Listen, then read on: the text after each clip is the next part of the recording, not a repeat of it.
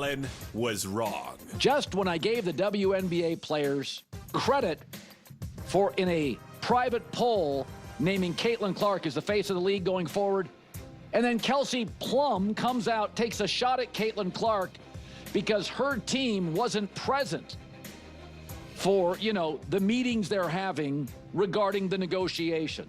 She said it was a very powerful moment wearing those T-shirts, but she said, nobody from Team Caitlin Clark was present. Can we stop? You guys are flying private. There's one reason. Caitlin Clark. Somebody join the band that's really popular. You're traveling in style. Give it a break. Yeah. This is just so embarrassing. And it's funny because when Colin gave the WNBA credit, I was like, Colin, I love you, but like, no. They don't deserve this credit. Like I am locked in to this WNBA right now, man. I am locked in. No credit. I mean, the fact that Kelsey Plum said that and made a big deal about it. I mean, like, it's so embarrassing. Because the only reason why the WNBA is even remotely in a position to negotiate for more money is 100% because of Caitlin Clark. You can keep lying to yourself all you want. You can just say, well, we just broke free and this is the way it's happening and everything's rising. You're delusional. You are absolutely, positively delusional. It's actually scary. I mean, it really is. That level of delusion, I'm being 100% serious. It genuinely gives me anxiety. Because I'm afraid that somehow I'm like that in an aspect of my life. I'm not, because I'm the other kind of anxious, where I'm so hyper self-aware that I it keeps me up at night. But I watched an episode of South Park years ago where Cartman where they were telling the joke with Kanye and stuff and all of that. And Kyle was like, oh my God, like, you're not lying, Cartman. Like, you actually genuinely believe that you made this joke. Like this is so sad. And I had this moment where I was like, oh my gosh, like, that's real. Like, you could be that delusional. You could tell yourself such deeply rooted lies that they actually become your reality. And it's embarrassing at this point. I can get it if you were younger. I can get it if you're like 19, 20, 21, 22. But like, a lot of these women are grown women. They've been around. They've been mature. They see it. And also, you have the NBA to look at. You see that the NBA, your same sport, is so star-driven. I'm sorry that you could not bring the level of stardom, that you were just not interesting enough, that you were just not good enough. You could keep trying to paint it in all the twisted, weird ways you want. It doesn't make it true. It does not make it true. There's a reason why for the NBA, it's still Steph Curry and LeBron James. Okay?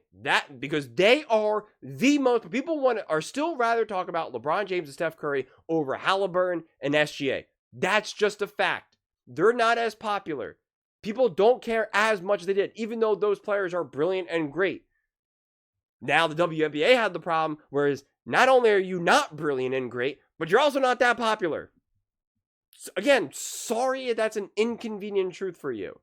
And now you finally have Caitlin Clark here, who's the only reason why you're even going to actually be able to negotiate a significantly higher, percentage of the money that's generated. And I know a lot of people are saying, well, listen, they've lost money for years, for decades. Like, literally, they've lost money for decades, and it's true.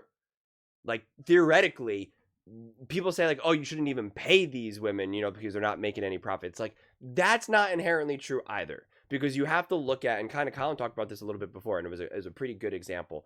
Look at the WNBA almost as a startup. And there's plenty of companies that you're paying employees, and you're not making any profit. Just watch any episode of Shark Tank and they show you that. But like Amazon had this, Netflix had this. Like there's plenty of companies where it's just like you just keep going. You're not really turning a profit yet, and you just have to go. So it's not to say that those women didn't deserve any money, because that's the one thing that I keep seeing in the comment section. Like the joke is kind of like, okay, pay us what you owe us. Well, like you actually owe money to the NBA, and it's like that's not necessarily true either. But like now, the WNBA looks like it will start to be profitable. That like they are turning a corner, and now they won't need to be subsidized by the NBA and all of that. And so like you want to see these people get paid. You want to see these women, get paid and do all that. But understand why. Okay? It's because of Caitlin Clark. If you worked at another startup, all right, and you were just a computer programmer or something, like, yeah, you're a big reason why this company is getting successful. But the reason why it became a billion-dollar company or trillion-dollar company, it is because of Jeff Bezos. It is because of Steve Jobs. It is because of Mark Zuckerberg. Like, it is because of those guys. Yeah, they couldn't have done it without you, right? Technically, Caitlin Clark can't play, in a game just her alone, right? She can't just play one versus no one, right? So you need all these other faces. You need all these other personalities. But don't get it twisted, man. Don't get it twisted. You were playing in absolute empty arenas. All right? You were playing.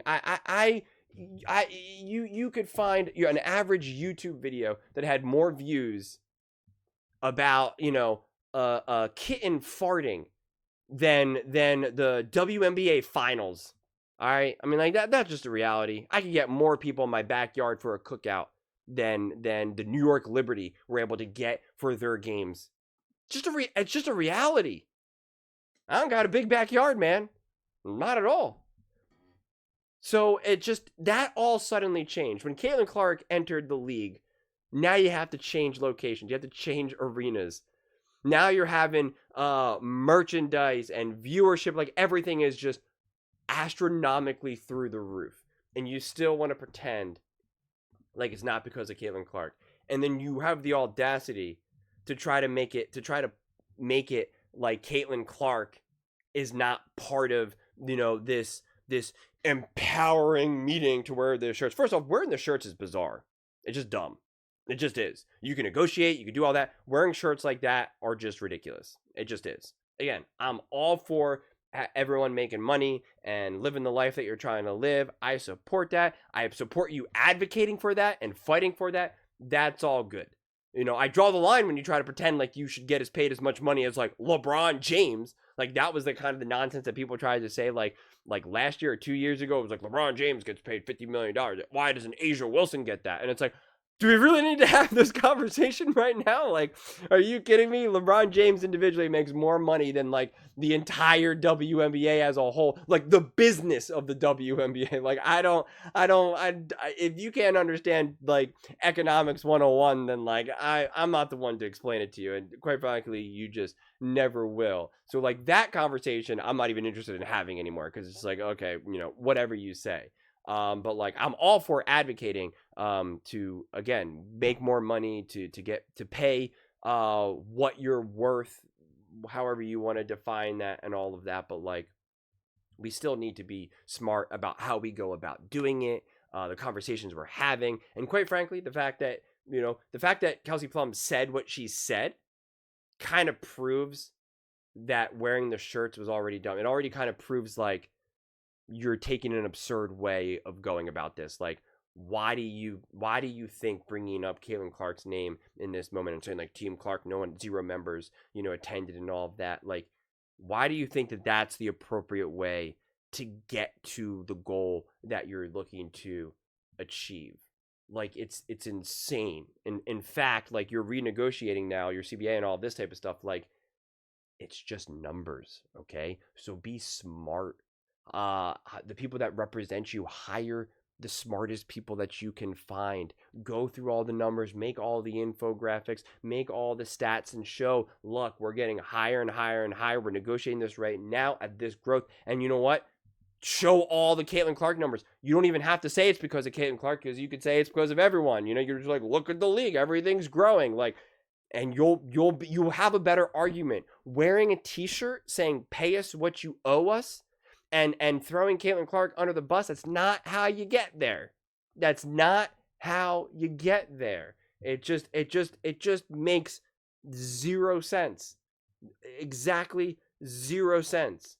And it's breathtaking. It's breathtaking to see the delusion. It really is. It's like if I just started saying, everybody watches me, I'm amazing, I'm the best, no matter where I go, people will listen to me. It's like, no. You're making videos on YouTube. There's a lot of variables at play.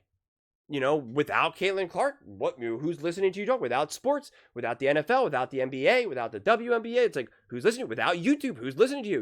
What are you gonna go make CDs and pass them out on the street corner? No, you're not inevitable. You're not owed anything. You exist in this ecosystem, and that's what the WNBA. That's what these players do. They exist in this WNBA ecosystem. It's not all for you. Caitlin Clark leaves. Who's watching this league? How much money are you making? So it's just kind of crazy. It's just kind of crazy. And again, the fact that they wear shirts like this too, and this will be my last point. Yeah, you're trying to send a message to, ownership, whatever it may be. But like, you're also trying to like say something to like the fan, right? Like, you're trying to like get it out there to the world. You're trying to like garner sympathy and stuff. And it's like, I understand you're not getting paid like 500,000, 10 million, 20, 30, 40. I understand that. But you are making more money than the vast majority of the world to play basketball. I got paid less money and I had to work more to help people in the middle of the country, in the middle of nowhere, at a drug and alcohol rehab facility, working with the most intense, hardest, most forgotten demographic in the country. Okay? Working with just the hardest criminals you could ever imagine, the biggest victims you could ever imagine. Hearing stories that'll bring you to tears, the absolute front line of all of the stuff that's going on. And I got paid $10 an hour to do that. And sometimes it was $8.50, depending on if I was a counselor at the time or a tech at the time. So miss me with the sympathy right now, okay? You get to play basketball. If I was given the opportunity out of college and they said, hey, bro, you want to play basketball like in America and you're going to travel the country and like, it's not a ton of money. You'll get paid like $80,000, get some endorsements and whatnot. So you'll end up making like 6 figures and you just have to play basketball. Yeah, sign me up, man. Sign me up. I mean, like that's what's so crazy. It's like you're trying to garner sympathy from people who most likely live a harder life than you and make less money than you. It's like, miss me with the sympathy, man. You play basketball. That's what you do. You play basketball. It is an absolute gift. An absolute gift. And so those are some of the things that kind of drives me crazy. And again, I want to see these people make money. I want to see everyone make money. I want to see everyone making all that money and living that great life. I want it all. I want the utopia. But like, there's a hierarchy of sympathy. Make no mistake about it. And you're gonna start seeing teachers and firefighters wearing "Pay Us What You Owe Us" shirts. Like, I don't know, man. Honestly. This is like, when I saw that those shirts were on there, this will now be the last thing that I say.